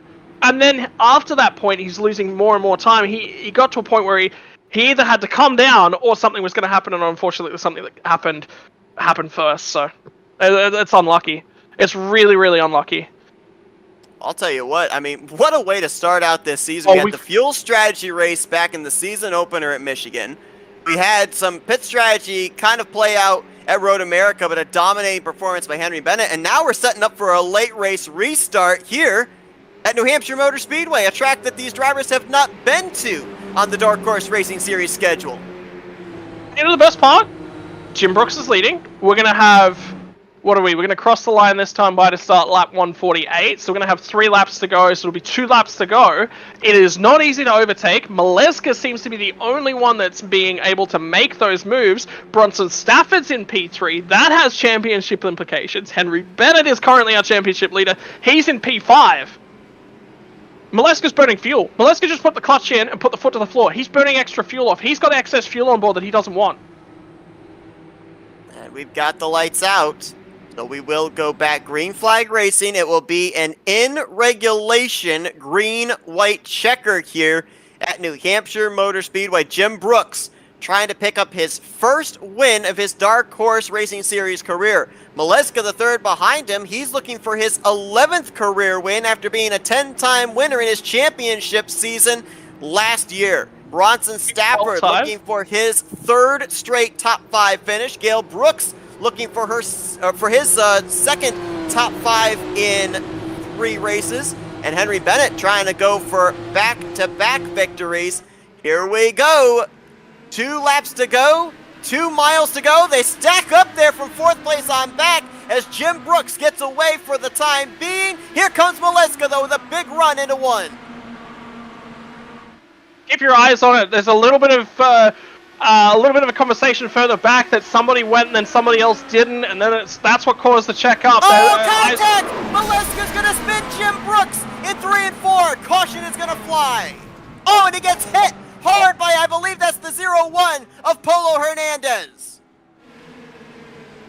Oh. Jim Brooks, in a matter of a corner, goes from the race lead to upside down in the center of 3 and 4. Caution is going to fly for the 9th time tonight. We'll decide it.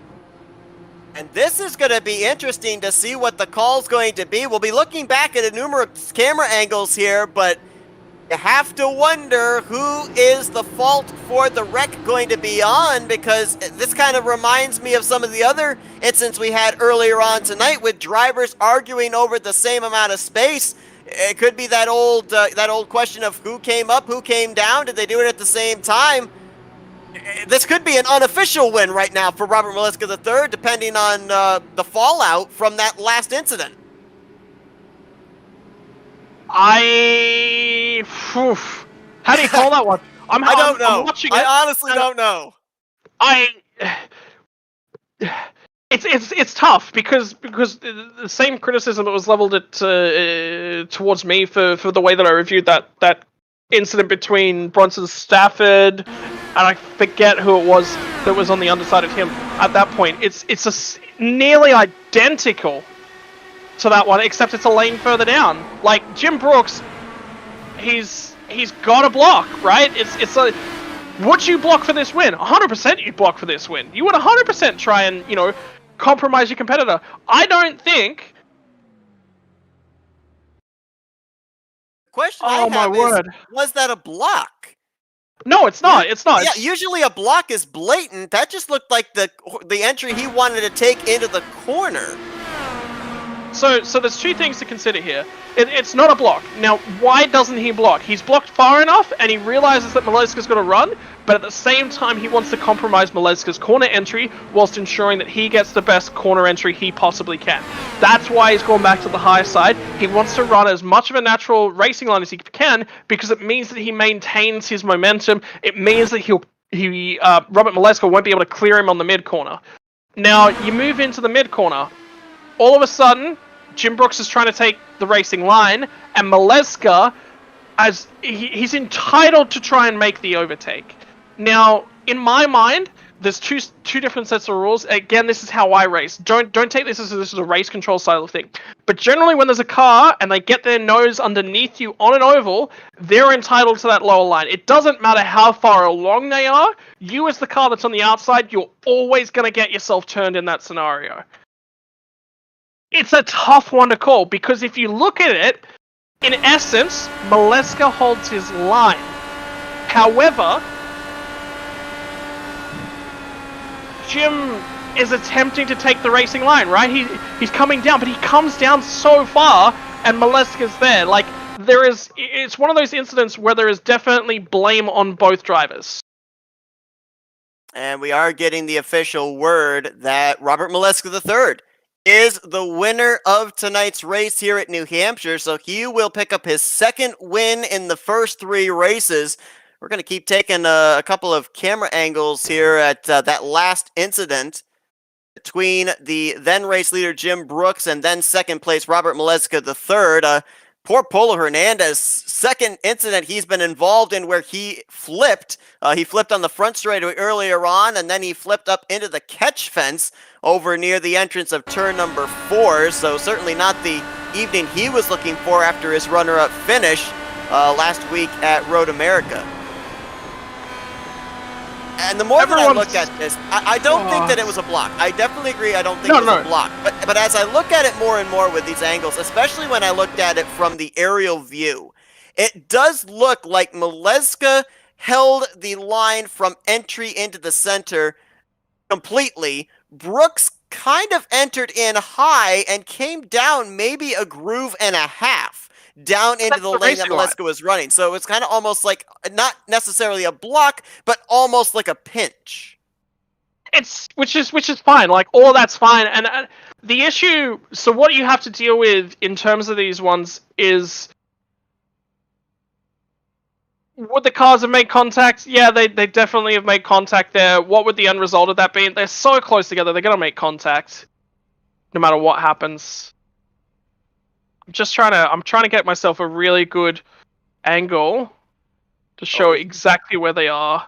Well, results are official as we look at our LMCgear.com race results. Maleska III with the victory, so his second win on the season, his 12th win of his career. Bronson Stafford continues his amazing start to his first season with another top 5 run, bringing it home second. Dale Brooks going to pick up third. Rick Ravon, who started on the pole, will finish in 4th, and the former champion Nick DeGroot brings it home in 5th. Mike Tellier, after some good pit strategy, despite getting involved in the wreck, still going to be able to grab 6th. Henry Bennett, last week's winner, will bring it home 7th. Dylan Moskowitz, Charles Teed, and Benjamin Combs. That is going to be your top 10 as we look at the remainder of the results. And obviously, Jim Brooks and Polo Hernandez, both involved in that last incident, finishing back there in 15th and 16th place.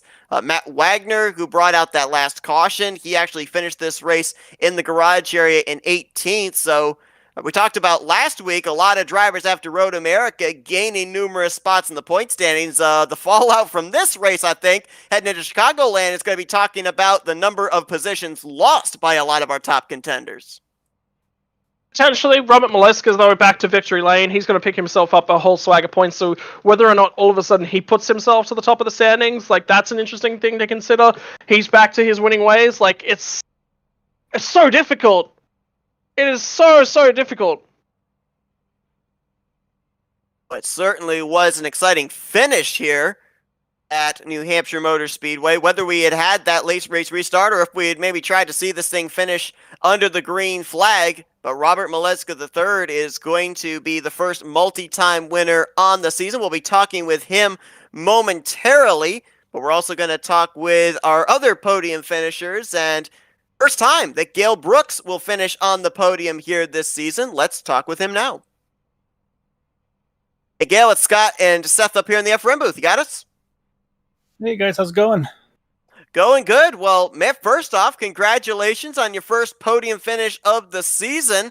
Looked like the pit strategy really worked out in your favor. You were able to maintain it there and bring it home 3rd place, but we talked about the fact a lot of unknowns coming into tonight's race in New Hampshire. First time that you guys took the Indy cars in this series to this mile racetrack. What was your overall opinion of it, and just how difficult was it to adapt? I would say tempers are definitely a little bit flared during and post race. I'll say I think definitely one of the more ramped up races, if you will. Just the difficulty of passing, just hoping, like you said, their fuel strategy. If you had the pit strategy right, that was a huge one for me to be in that position. I tried all night long to do something different, And at one point, I thought I was in the catbird seat, and then I got caught up in a bit of an incident, so that kind of threw me back again. And then that long run where most of everybody had a pit, and then I was able to stay out those couple extra laps, and that finally got me in that position for the track position where I had decent pace. I didn't have the rotation ability of Robert and Henry and those guys, but this was a very difficult one. I'd say really on the mental side, just because you really had to be full aggression, and it was really hard to give an inch that one. Talk about the difficulty of overtaking in this race. Like, exactly like you said, you had to be full send, and you had to get down to it early, and you had to try and clear the car in the mid corner and then get back to the throttle. And then the guys that were running the higher line, they had the momentum, they were coming back at you. It was a difficult race in terms of car preservation, where to be, how to build the run the whole night long. You were managing gaps like it was going out of crazy. And that battle that you had with Bronson Stafford towards the tail end of the race, that was phenomenal as well. Oh, yeah, no, Bronson, that's like, I think, 2 races now in the past 3 that Bronson and I have been in a really good fight. And just hats off to him, because, we put on a really good fight. I did everything I could. But he's raced me clean since I've raced with him. It's only been a couple, but every time I've been around him, he races clean. He's really, really nice guy too, and everything. So it was one of those things you want to race as hard as you can. But if I knew I didn't have the spot, I had to roll out of it a little bit to try to make sure that we both made it through the exit of the turn. And then, just unfortunately, I say that when you do that, though, it costs you so much momentum. And then you kind of have to regroup and do it again. But he was doing everything he had to. I tried to roll the outside on him a couple times, but he was putting that car in the perfect spot. I just couldn't do anything with him. So it was a lot of fun. Like I said, it was definitely frustrating at times. I'm sure I definitely was agitated at various people at various times. But I'll say one of those things, I'm sure, give us all an hour or two to kind of cool off, debrief, and I'm sure everybody will be kind of back to their normal afterwards. Now, you talked about how tough it was to pass here. Now, obviously, as we got closer towards the end of the race, closer to that window where you guys could make your final pit stop and be good to the finish, we didn't see very many drivers come down pit road in the cautions we had. But in the first 2 or 3 cautions, we would see about half the field come down pit road, the other half stay out, and then it would flip the following caution.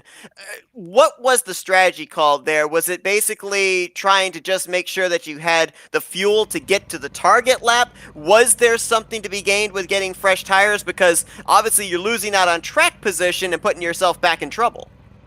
Yeah, I don't think tires were enough of an issue, just with the difficulty of passing. So my initial thought was, I thought this one was going to be, obviously there's a decent number of yellows, but I actually thought it was going to be a lot rougher than it was. And so I was like, all right, I'm going to start in the back. I'm just going to kind of let the chaos go and go from there. And it never really happened. We got those like couple single car incidents, things like that. So it didn't really knock too many people out. And then, so basically then at that point, every time I'd be towards the back of the field. So I'd say, okay, I'm going to top off on the one to go, and I'm just going to run this thing as far as I possibly can. I'm going to run long gears and just try to go the furthest I can. And so I was probably about a lap or 2 away from being the leader. As I know my dad was about to pit when that yellow came out, during that pit stop cycle. So that was kind of my goal, was, all right, I'm gonna go as long as I can. That yellow came out, so I looked. I was like, okay, I'm third. I'm all right. This will still work out pretty well. Knowing I have the track position, all the wave arounds and all that, I felt pretty good about that. But my game plan was going to be to run it as absolutely long as I could. The part I was toying with was fuel only, or maybe put some tires on it just to help the grip, because I needed maybe about 5 gallons of fuel, I think, if we had stayed green all the way to the end. Well, Gail, no denying a great start to your season. Second top 5 on the season in 3 races. Your third straight top 10 as well. You came into this race 6th in the point stands, and you get your first podium finish of the season here at New Hampshire as well. So certainly got a lot of good momentum going into Chicagoland. We look forward to seeing you continue that when we get to the Windy City next week. But we're now going to give the opportunity for some thank you sponsors and shout-outs. I really got to thank the guys that were with me tonight in the Discord. I say Matt Wagner, one of those, not the night he was looking for, obviously, but always a really good asset to have strategy-wise and kind of track tips and help you go faster week in, week out. And then Gary Corleen, of course, I would say I'm happy about the third, but I'm gutted for my dad. He was in the perfect spot there. Just unfortunately, I say it was hard racing at the end, and it was just, unfortunately those two got into each other at the end, and I hated to see that for him. I was really hoping we could get even if it was a 1-4, that was going to be really what I was hoping for him. And then you guys, the broadcasting here is great, and say I've been able to do a lot of kind of back and forth with Matt with your team as well. So he's been a huge help for me for my own stuff as well. So yeah, I just really got to thank all those guys with you, and then of course the Dark Horse guys. Sorry, with Eric Peters and Charles T. To say those guys are just top notch, and really enjoy being able to be a part of this league with them.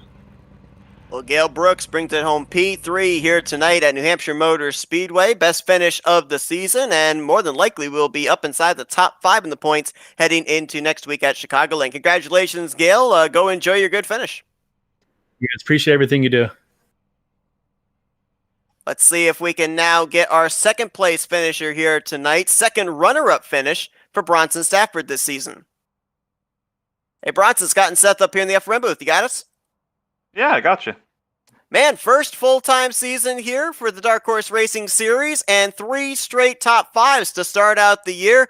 Second place finish for you as well, but not without having to do quite a bit of fighting. You were back there in maybe one of the biggest battles that we saw the entirety of this race, that really tough 3-wide situation back just after the round of green flag pit stops. I mean, we kind of were talking about how difficult it is to pass here racing double wide. I mean, how scary is it being a 3-wide situation here? Yeah, the track's so flat. The cars push up so bad with the aero wash. It was hard to tell what was really going on. It was honestly, I wasn't really looking behind me too much. I was just kind of making sure I hit the mark, and I struggled tonight a little bit. I don't know. I felt good in practice, and we got to the race, and I just never really got a handle on after like 10, 15 laps. So I'll take a P2 after tonight.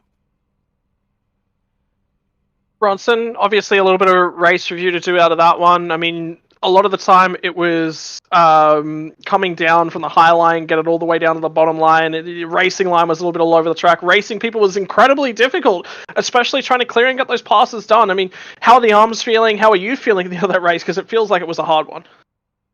Honestly, not too bad. The car drove really good. It was just so hard to pass. So like it wasn't like hard to drive the car. It was just really hard to, try and drive in under someone and clear them without like honestly pretty much pulling a slide job, because once you slid up in front of someone, the dirty air off their back wing, it just made the guy behind just absolutely push towards the wall, and they had to lift, so like you were guaranteed the spot kind of deal. But yeah, I don't know. It wasn't too bad to drive. I feel pretty good actually. A lot better with a P2, but we're just flip flopping the points because I'm still second in points now, but now Robert's the leader again. Yeah, well, obviously Bronson has mentioned a great start to your season. Next week we go to a 1.5 mile track at Chicagoland Speedway. So can the momentum be kept up? I would like to think so. I think the 1.5 miles and 2 miles will probably be where I'm a bit better, like a bit stronger compared to the flat tracks. I'm still getting used to the car, and at least with Michigan, it felt more normal to what I was used to with like a super speedway type deal. And the 1.5 miles kind of drive almost the same, just a little bit more tire wear. So we'll be okay there. Definitely gonna have to put more laps in for the next time we go to a flat track though, which I think is Gateway or something like that. So we'll see. Well, Bronson Stafford brings home second place here tonight at New Hampshire. Third straight top 5 finish here this season. And as you heard him say, he's still second in the point stands, 5 points back behind Robert Maleska III heading into Chicagoland next week. Congratulations on another great performance, Bronson. We're now going to give you the opportunity for some thank you, sponsors, and shout-outs. Yeah, we got FRN on the car. We're trying to break the FRN curse and get a win with the car, and it's been a solid start to the season so far. So maybe there's a chance somewhere down the line. Smart car and Dallara, all those things. We get put on a good Indy car with a good engine, chassis, all that whatnot, and just pretty much you guys doing a great job with broadcasting. I'm sure this one will be fun to watch back because, in my opinion, from a driver's standpoint, for the first time at New Hampshire, that race was pretty good. So should be fun. Definitely was exciting, very exciting finish here at New Hampshire, no doubt about that. Bronson Stafford, second place here tonight at New Hampshire Motor Speedway. Once again, congratulations, Bronson. Best of luck next week to try and keep the top 5 streak going at Chicagoland. Yeah, thanks, Seth.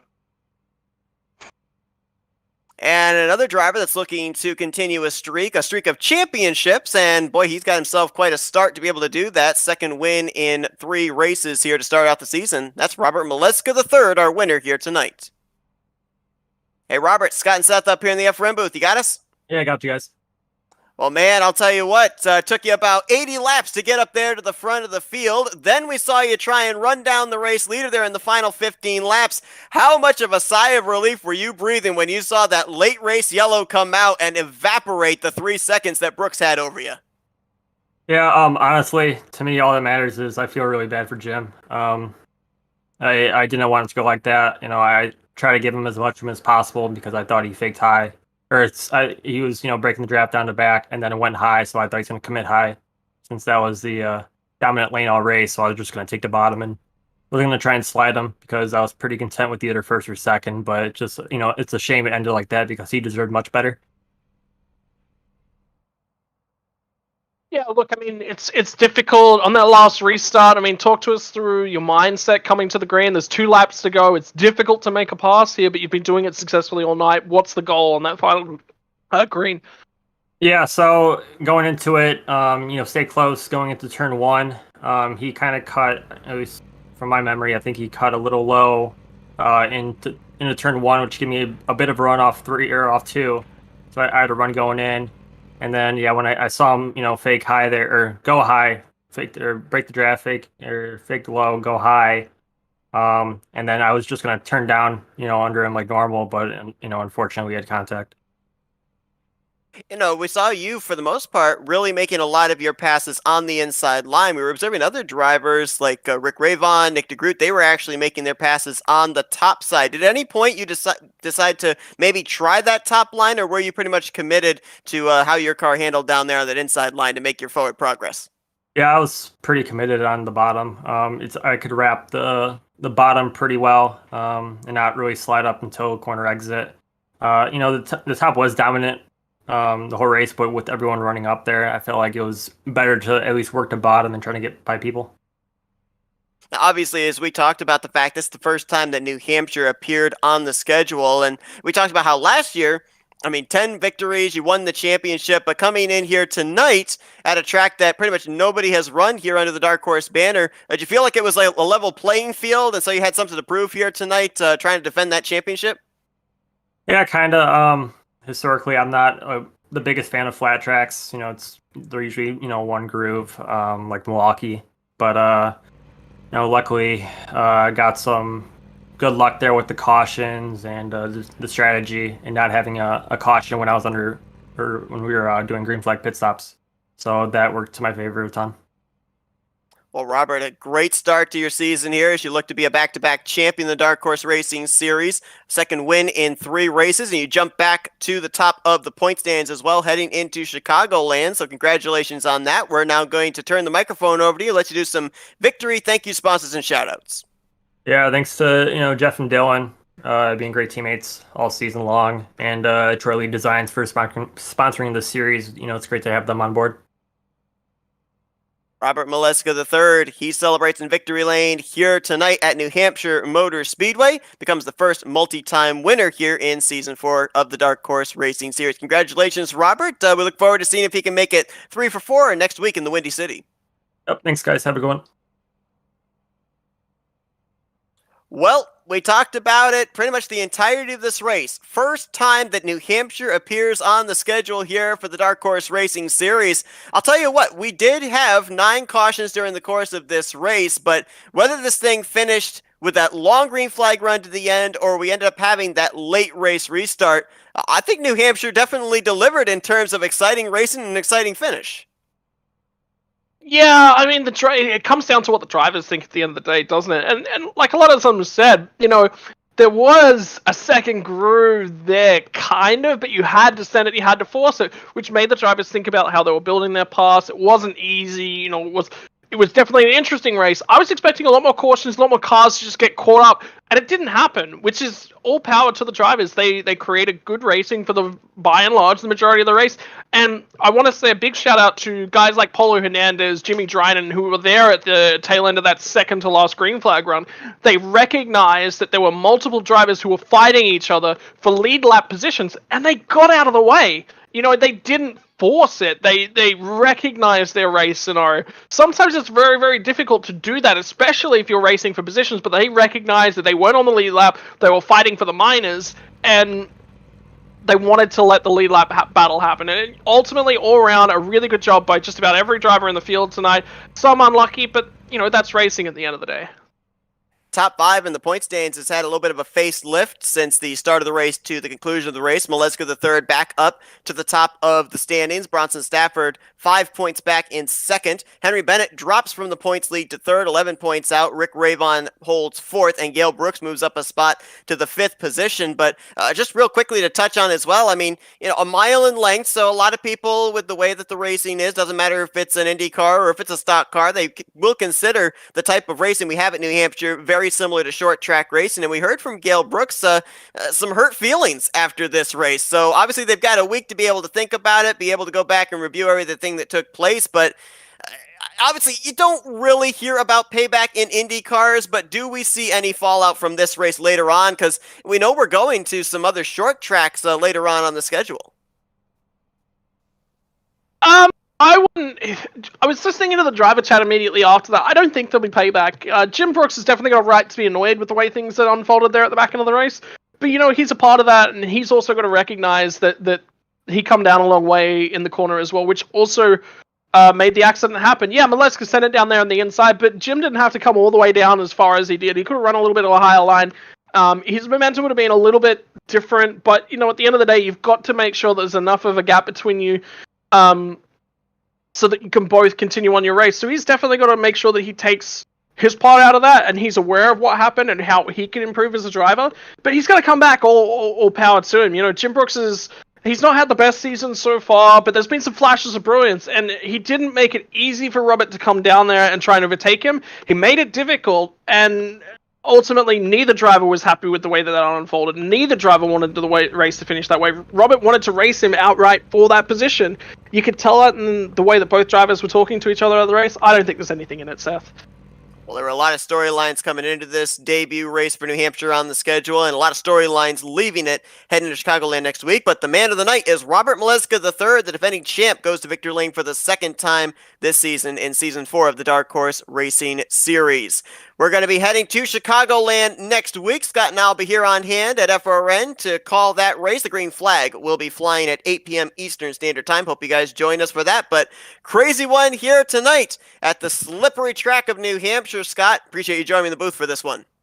Oh, man, look, once again, it's another one of those races that I've thoroughly enjoyed. I'm enjoying my time here in the booth, and I'll continue to do so. Thanks to everyone that tuned in tonight. We hope to see you guys next Wednesday night at Chicagoland for race number 4 of Season 4 of the Dark Horse Racing Series, presented by Troy Leeds Designs. For Scott Rankin, I'm Seth Cole. Enjoy the rest of your night as you've been watching another broadcast courtesy of the Flat Out Racing Network.